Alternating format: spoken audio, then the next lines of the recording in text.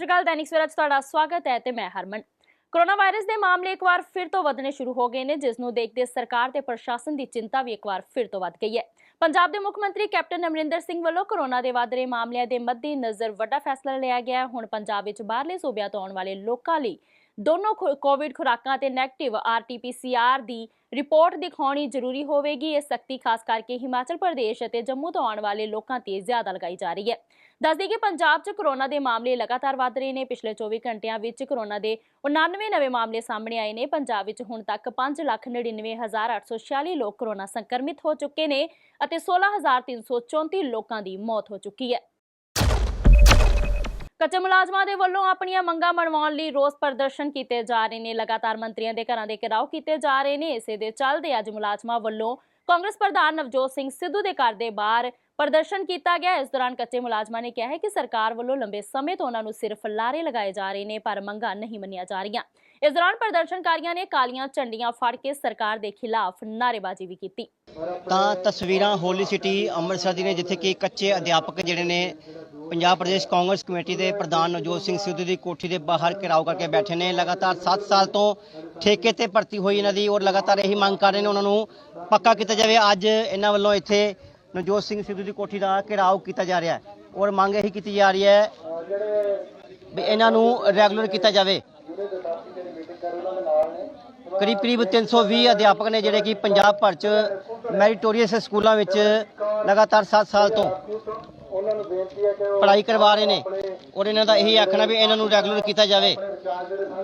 ਔਰ ਅੱਜ ਪੰਜਾਬ ਪ੍ਰਦੇਸ਼ ਕਾਂਗਰਸ ਕਮੇਟੀ ਦੇ ਪ੍ਰਧਾਨ ਨਵਜੋਤ ਸਿੰਘ ਸਿੱਧੂ ਦੀ ਰਿਹਾਇਸ਼ ਦੇ ਬਾਹਰ ਘਿਰਾਓ ਕਰਨ ਲਈ ਪਹੁੰਚੇ ਹੋਏ ਨੇ।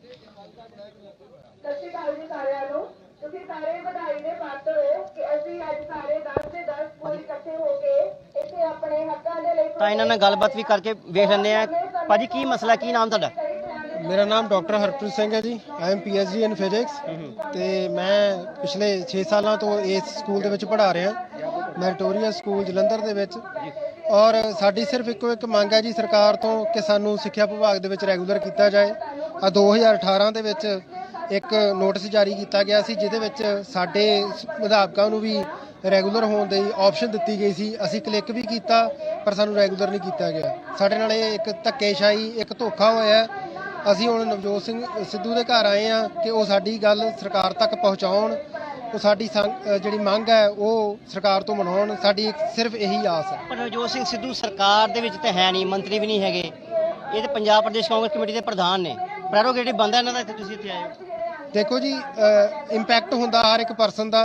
ਤਾਂ ਜਿੱਦਾਂ ਹੀ ਇਹ ਪ੍ਰਧਾਨ ਬਣੇ ਆ, ਉਸ ਤੋਂ ਬਾਅਦ ਇਹਨਾਂ ਨੇ ਜਿਹੜੀਆਂ 18 ਮੰਗਾਂ ਰੱਖੀਆਂ, ਉਹਨਾਂ ਦੇ ਵਿੱਚੋਂ ਸਭ ਤੋਂ ਪਹਿਲੀ ਮੰਗ ਜਿਹੜੀ ਕੱਚੇ ਅਧਿਆਪਕਾਂ ਨੂੰ ਪੱਕੇ ਕਰਨ ਦੀ ਸੀ। ਸਾਡੇ ਹੋਰ ਸਾਥੀ ਜੋ ਵੱਖੋ ਵੱਖਰੀ ਸੁਸਾਇਟੀਆਂ ਦੇ ਵਿੱਚ ਕੰਮ ਕਰਦੇ ਨੇ, EGS ਅਧਿਆਪਕ ਹੋਏ ਜਾਂ ਹੋਰ ਬੇਰੁਜ਼ਗਾਰ ਅਧਿਆਪਕ ਹੋਏ, ਉਹਨਾਂ ਤੱਕ ਇਹਨਾਂ ਨੇ ਪਹੁੰਚ ਕੀਤੀ ਆ, ਉਹਨਾਂ ਨਾਲ ਮਿਲੇ ਨੇ। ਪਰ ਸਾਡੀ ਯੂਨੀਅਨ ਨੂੰ ਫਿਰ ਤੋਂ ਛੱਡ ਦਿੱਤਾ ਗਿਆ। ਸਾਨੂੰ ਫਿਰ ਨਹੀਂ ਪੁੱਛਿਆ ਗਿਆ ਕਿ ਤੁਹਾਡਾ ਦਰਦ ਕੀ ਹੈ, ਤੁਹਾਡੇ ਨਾਲ ਧੱਕੇਸ਼ਾਹੀ ਕਦੋਂ ਅਸੀਂ ਇਹ ਸਰਕਾਰ ਬੰਦ ਕਰੂਗੀ। ਸਾਡਾ ਕੰਟਰੈਕਟ ਮਹੀਨੇ ਦਾ ਵਧਾਉਂਦੇ ਆ ਤੇ ਇਹ ਨੀਤੀ ਖਤਮ ਕਰਨੀ ਚਾਹੀਦੀ। ਕਿੰਨੇ ਅਧਿਆਪਕ ਨੇ ਜਿਹੜੇ ਕਿ ਠੇਕੇ ਤੇ ਲਗਾਤਾਰ ਪੜ੍ਹਾ ਰਹੇ ਨੇ ਔਰ ਕੀ ਕਹਿਣਾ ਚਾਹੁੰਦੇ ਹੋ? ਲਗਾਤਾਰ 7 ਸਾਲ ਹੋ ਗਏ ਤੁਹਾਨੂੰ ਠੇਕੇ ਤੇ ਪੜ੍ਹਾਉਂਦੇ ਆ। ਸਰ, ਇਸ ਟਾਈਮ ਤੇ ਇਹ ਜਿਹੜੀ ਭਰਤੀ ਹੋਈ ਆ, ਚੌਥੀ ਜਾਂ 5ਵੇਂ ਗੇੜ ਦੇ ਵਿੱਚ ਭਰਤੀ ਹੋਈ ਆ। ਦੇਖੋ 10 ਸਕੂਲ ਆ, 10 ਸਕੂਲਾਂ 'ਚ 5 ਵਾਰੀ ਭਰਤੀ ਕਰਨੀ ਪੈ ਗਈ।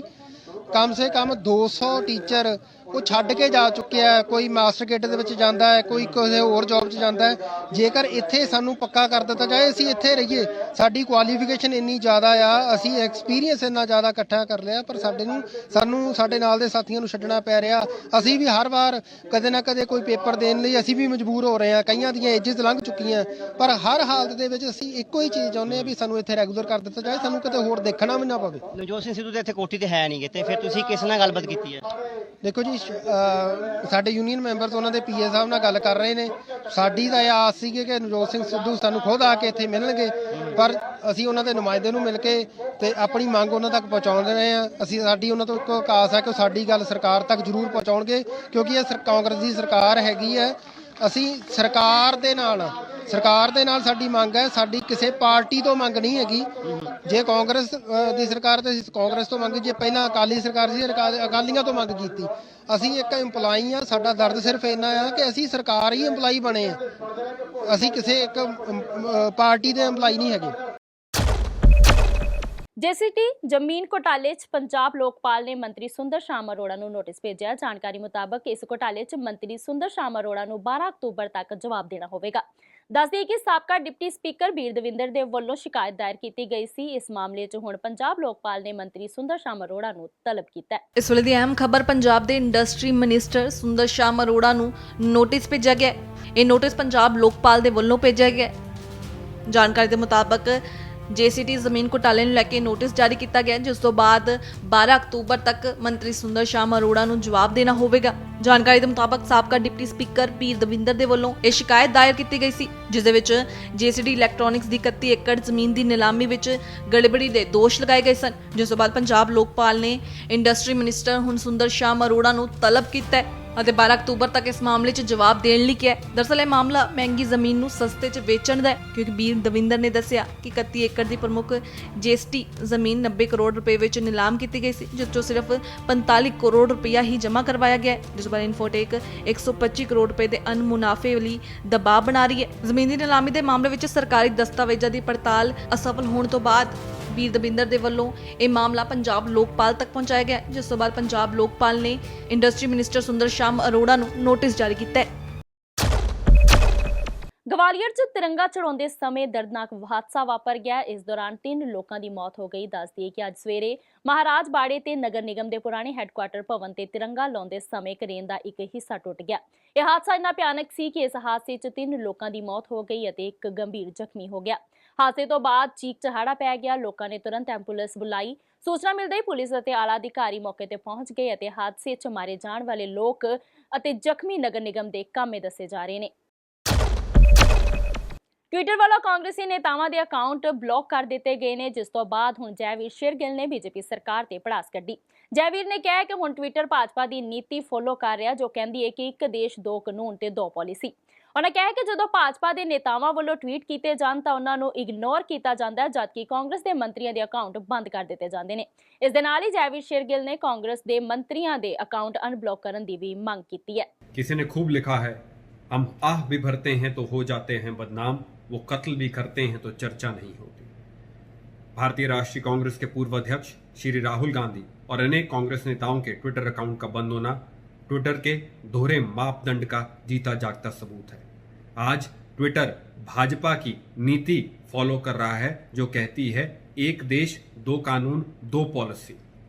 जब ऐसा ही ट्वीट भाजपा के नेताओं ने किया तो ट्विटर ने कोई एक्शन नहीं लिया, तब ट्विटर बिल्कुल सुस्त। पर आज जब ऐसा ट्वीट कांग्रेस के नेताओं ने किया तो ट्विटर बिल्कुल चुस्त और हाथ धो के एक एक करके कांग्रेस के नेताओं की आवाज बंद की जा रही है, अकाउंट लॉक किए जा रहे हैं। भाजपा चाहती है ट्विटर की चिड़िया भाजपा का पालतू तोता बन जाए, जो केवल भाजपा की बोली बोले। पहले भाजपा ने सोशल मीडिया प्लेटफॉर्म को, जो मंच है, उसके द्वारा दुष्प्रचार और नफरत फैलाने का काम किया, और अब इन्हीं सोशल मीडिया प्लेटफॉर्म को कब्जा कर लोकतंत्र की जड़ें काटने का काम कर रही है। ट्विटर इंडिया से 2 मांगे हैं। सबसे पहले भाजपा का जो लक्ष्य है, जो मिशन है कि लोकतंत्र मुक्त भारत, उसमें भागीदार ना बने। दूसरा, जल्द से जल्द कांग्रेस के नेताओं का ट्विटर अनलॉक करें, नहीं तो देश जान जाएगा कि ट्विटर भी भाजपा का जो मिशन है कि लोकतंत्र को पूरी तरह लॉक कर दिया जाए, उसमें उनकी मदद कर रही है। ਦੂਜੇ ਪਾਸੇ ਕਾਂਗਰਸੀ ਲੀਡਰ ਪਵਨ ਖਹਿਰਾ ਨੇ ਵੀ ਬੀਜੇਪੀ ਸਰਕਾਰ ਨੂੰ ਘੇਰੇ 'ਚ ਲਿਆ। ਉਹਨਾਂ ਕਿਹਾ ਕਿ ਕਾਂਗਰਸ ਨੇਤਾਵਾਂ ਦੇ ਅਕਾਊਂਟ ਬੰਦ ਕਰਨਾ ਗਲਤ ਗੱਲ ਹੈ। ਉਹਨਾਂ ਕਿਹਾ ਹੈ कि ट्विटर मोदी सरकार दे दबाव हेठ आके कम कर रहा है। स्पष्ट है, आप मुझे बताइए स्थिति कहाँ बदली, क्यों लॉक किया? क्योंकि एक ट्वीट किया गया, वो ट्वीट राहुल गांधी ने तो विड्रॉ नहीं किया, हमारे किसी नेता ने विड्रॉ नहीं किया, तो आज ट्विटर ने खुद ही उसको सस्पेंड कर दिया, उस ट्वीट को हटा दिया और ट्विटर हैंडल रिस्टोर कर दिए। मुझे बाकियों का नहीं मालूम, मेरा तो रिस्टोर हुआ है। तो मैंने ट्विटर से यह सवाल पूछा है, आपने पहले बताइए हटाया क्यों था, स्थिति में क्या परिवर्तन आया? अगर आप इस ट्वीट को हटाना चाहते थे, ट्वीट आप उस दिन भी हटा सकते थे, लॉक क्यों किया आपने? तो ट्विटर के पास उत्तर नहीं है, दबाव में काम कर रहा है स्पष्ट तौर पर। आज भी एनसीपीसीआर ने बाकी जो सोशल मीडिया प्लेटफॉर्म है, इंस्टाग्राम और बाकी को शिकायत भेजी है कि राहुल गांधी ने जिस बात की उल्लंघना की थी, जो आइडेंटिटी डिस्क्लोज किया था, उसके खिलाफ कार्रवाई हो। तो अब आपको लगता है कि ट्विटर के आज के फैसले के बाद बाकी सोशल मीडिया प्लेटफॉर्म भी सोचेंगे इस बारे में? कि बच्ची के माता पिता को आपत्ति नहीं है कि राहुल जी ने उनकी चित्र बाहर किया, सार्वजनिक किया। सरकार को चिंता इस विषय में करनी चाहिए कि ये हादसे कैसे रोकें, कैसे हमारी बच्चियों को हम सुरक्षित रख सकें। सरकार को चिंता किस बात की है कि राहुल गांधी को कैसे रोकें कि माता पिता की फ़ोटो ना आए, राहुल गांधी अपनी आवाज़ नहीं बुलंद करे ऐसे बलात्कार के जो शिकार हैं उनकी। तो ये क्या चाहते हैं? सरकार की प्राथमिकताएं क्या हैं? राहुल गांधी को कैसे चुप करें, और राहुल गांधी की क्या प्राथमिकता है कि कैसे इस तरह के हादसे कम हो, ख़त्म हो। कहा जाता था कि सिर्फ सोशल मीडिया प्लेटफॉर्म एक ऐसा है जहां पे एक इंडिपेंडेंट वॉइस के लिए एक जगह है। आपको लगता है कि 5000 से ज़्यादा कांग्रेस के नेताओं और कार्यकर्ताओं का ट्विटर अकाउंट ब्लॉक कर देना, और उसके बाद फिर राहुल गांधी का जिस तरह से कल वीडियो आया, एक तरह से उन्होंने ट्विटर को ये आगाह भी किया कि आपकी जो इन्वेस्टर्स हैं, जो आने वाले टाइम में हैं, उसके लिए रिपरकशन के लिए तैयार रहें, तो उनको भी इस बात का एहसास हुआ कि वो पार्टी नहीं बन सकते इसमें। ट्विटर को दबाव से बाहर हटकर काम करना चाहिए, और तमाम, मैं तो मीडिया के लिए भी कहूँगा, सोशल मीडिया हो या मीडिया हो, उनका भी एक दायित्व है, अपने कंज्यूमर्स के प्रति एक दायित्व है, अपने उपभोक्ताओं के प्रति एक दायित्व है, उस दायित्व में वो न चुकें। एक आखिरी सवाल, आज प्रधानमंत्री ने कहा कि विभाजन विभीषका दिवस के रूप में इसको आज के दिन को करेंगे, एक पार्टीशन को याद करते हुए। आपको लगता है कि एक बार फिर ये याद दिलाने की कोशिश है कि जो पार्टीशन का जो फैसला हुआ उस वक्त कांग्रेस पार्टी के कई बड़े नेता, और ख़ास तौर से जो इशारा बार बार किया जाता है कि नेहरू की वजह से हुआ, तो उस तरफ आज एक बार फिर इशारा किया प्रधानमंत्री से हम ये उम्मीद नहीं करते कि वो इतिहास पढ़ेंगे।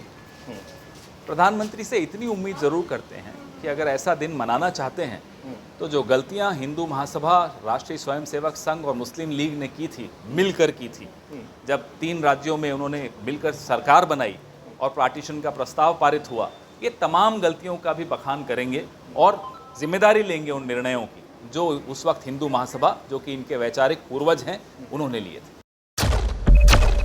ਤੇ ਸਾਨੂੰ ਹੁਣ ਤੱਕ ਦੀਆਂ ਕੁਝ ਖਾਸ ਖਬਰਾਂ। ਜ਼ਿਆਦਾ ਜਾਣਕਾਰੀ ਲਈ ਜੁੜੇ ਰਹੋ ਦੈਨਿਕ ਸਵੇਰਾ ਟੀਵੀ ਦੇ ਨਾਲ ਤੇ ਹੁਣ ਨਜ਼ਰ ਮਾਰਦੇ ਹਾਂ ਅੱਜ ਦੀਆਂ ਮੁੱਖ ਖਬਰਾਂ ਤੇ।